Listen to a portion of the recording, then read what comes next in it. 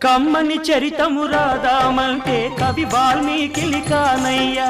కమ్మని చరితము రాదామంటే కవి వాల్మీకి కానయ్యా గానముతో కొలవాలంటే ఘన త్యాగయ్యను కానయ్యా గానముతో కొలవాలంటే ఘన త్యాగయ్యను కానయ్యా